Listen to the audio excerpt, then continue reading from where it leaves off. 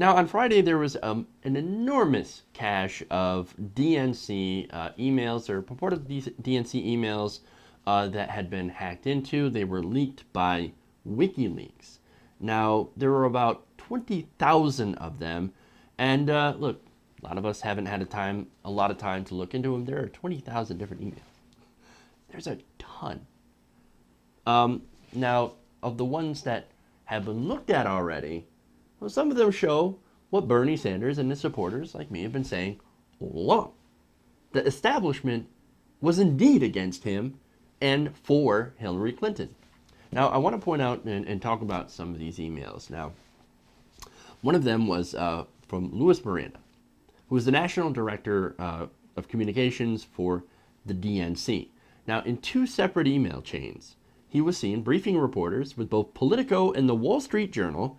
In one email thread with Politico's Daniel Strauss, Miranda told Strauss that he would point out some of the issues with Senator Sanders' DNC committee appointments off the record, with Strauss to help him write his story. Oh no. Strauss initially asked for Miranda to send the list of appointments over with, quote, no fingerprints attached. No. I don't want to make it look like I'm getting talking points from the DNC. Oh no. Another email. This time dated May 11th of this year. Miranda is seen briefing the Wall Street Journal's Laura Meckler on Sanders' committee appointments, complaining that Sanders continued to demand fair representation on the DNC's platform committee, despite the generous concessions to the Sanders campaign made by Debbie Wasserman Schultz. Now, okay, let's be fair. She didn't actually have to make that concession. True. Normally, the DNC chair gets to pick all establishment insiders and draft the platform that way. But this time, they decided to throw Sanders a bone and get people like Cornel West, for example, as well as I can't remember some of the other guys that were on there. Sorry, but look, Bernie Sanders picked a lot of different progressives to be on that platform drafting committee.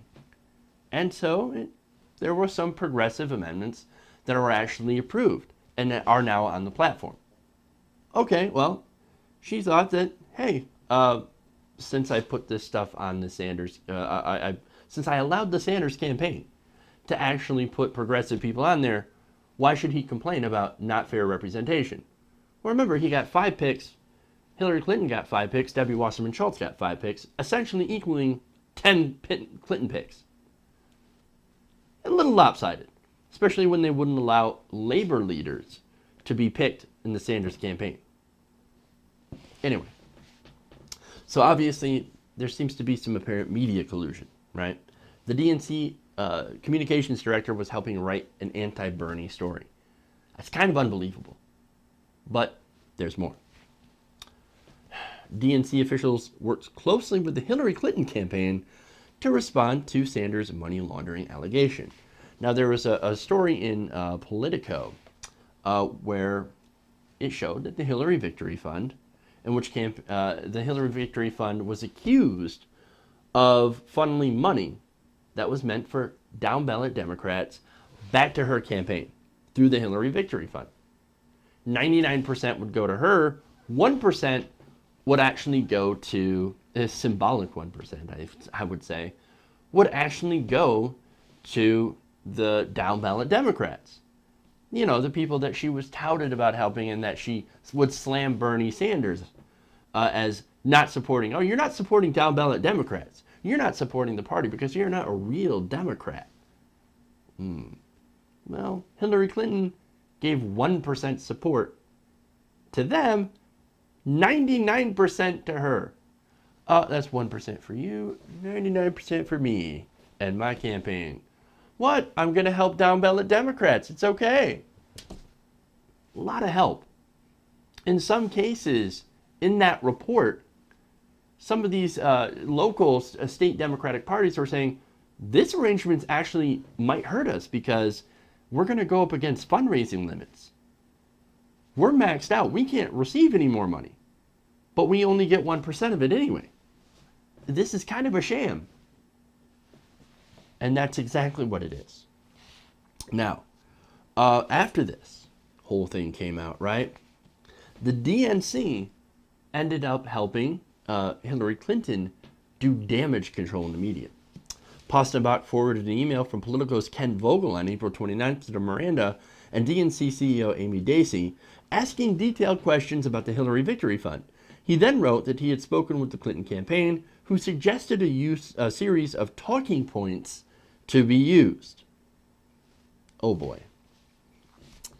In the thread dated May 4th, Clinton campaign spokesman is seen asking Miranda for the draft for a Medium post defending the Clinton campaign's questionable fundraising strategies. Now, a Politico reporter had also agreed to allow the DNC to edit his stories. And this is, of course, back to Ken Vogel. In one exchange, Mark Postenbach is seen referring to an agreement with Politico's Ken Vogel to let the DNC pre-screen one of his stories before they're sent to Vogel's editors. Quote, Vogel gave me his story ahead of time before it goes to his editors, as long as I didn't share it. Postenbach wrote to Louis Miranda, let me know if you're seeing anything that's missing, and I'll push back. No, the media is not against Bernie Sanders. No, that's a conspiracy theory dreamed up by you damn Bernie bros. Why you gotta make things up? Why do you gotta do these conspiracy theories like Alex Jones? I mean, come on. Speaking of the Bernie bros, a May 4th email chain between Pablo Manriquez, the DNC's broadcast media booker, and Luis Miranda shows the two contemplating whether or not Wasserman Schultz should do an interview with a friend of the Young Turks and Sirius XM Radio's Mark Thompson about the Hillary Victory Fund.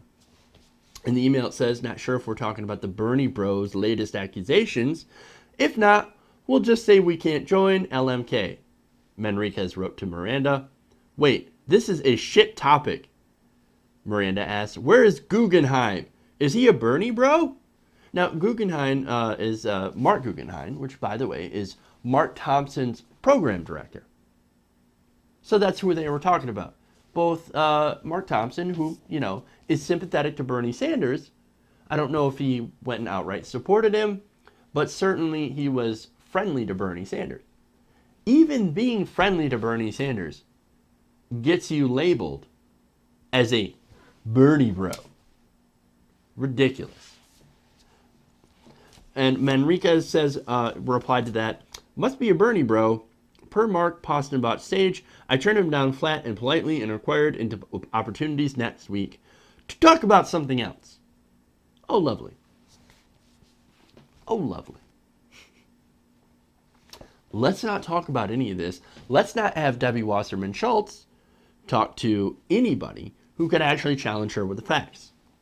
Because anybody who challenges Clinton must obviously be a Bernie bro.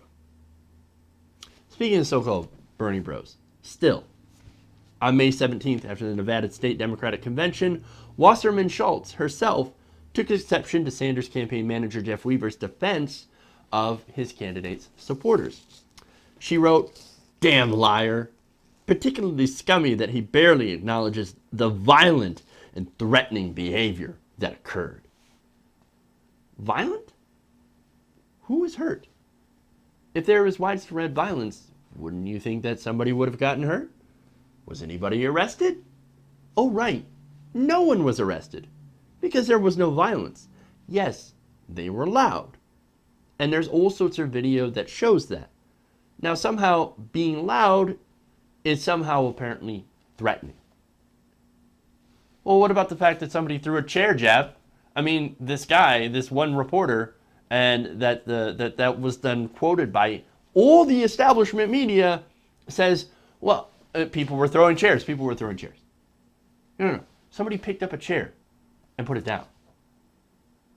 And they're saying, well, okay, so maybe he didn't throw it, but he was brandishing a chair. It was threatening and violent. Ridiculous, man.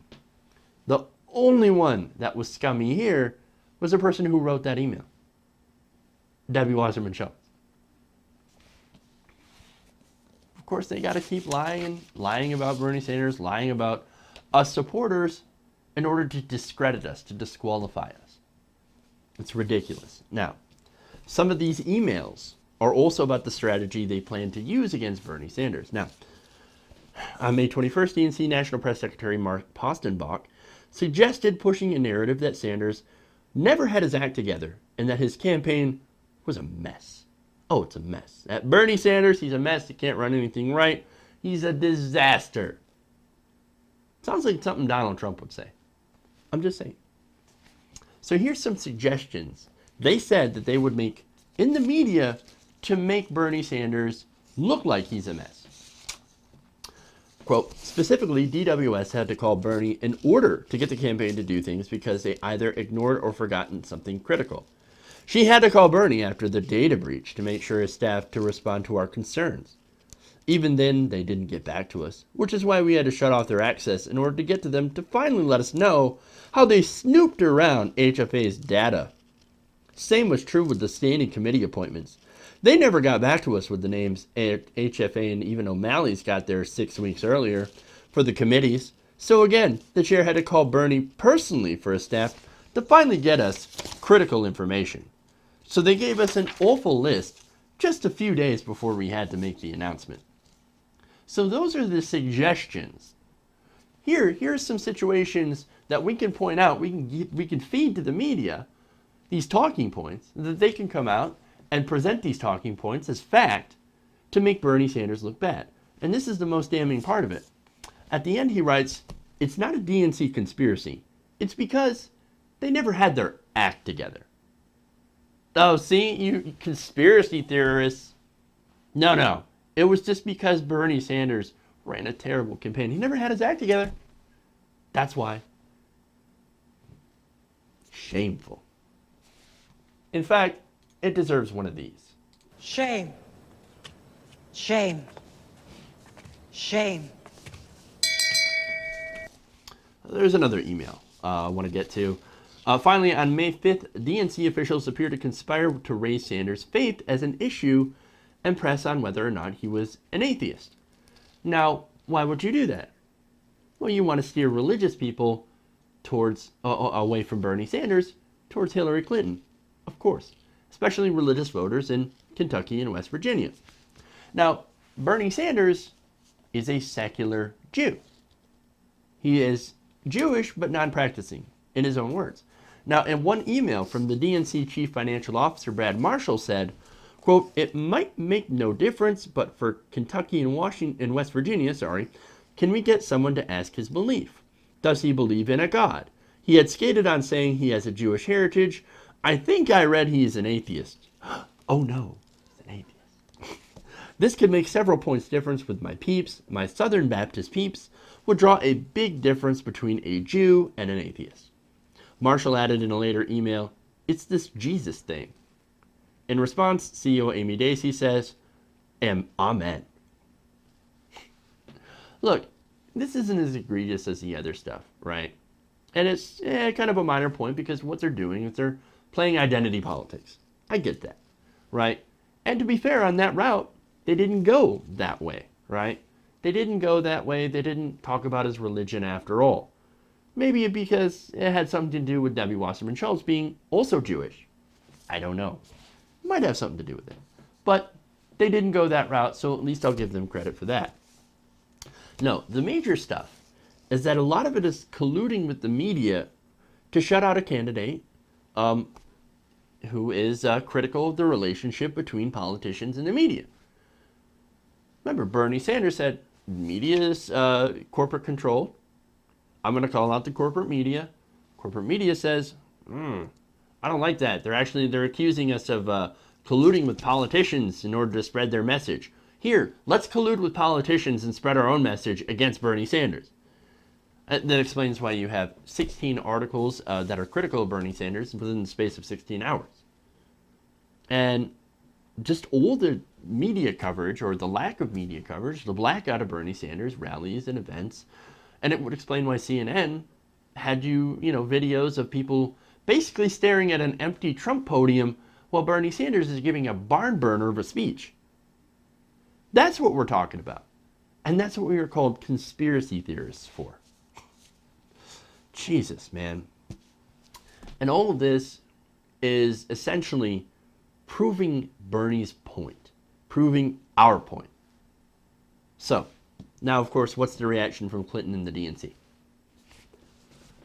Oh, it's the Russians. The Russians want to elect Donald Trump.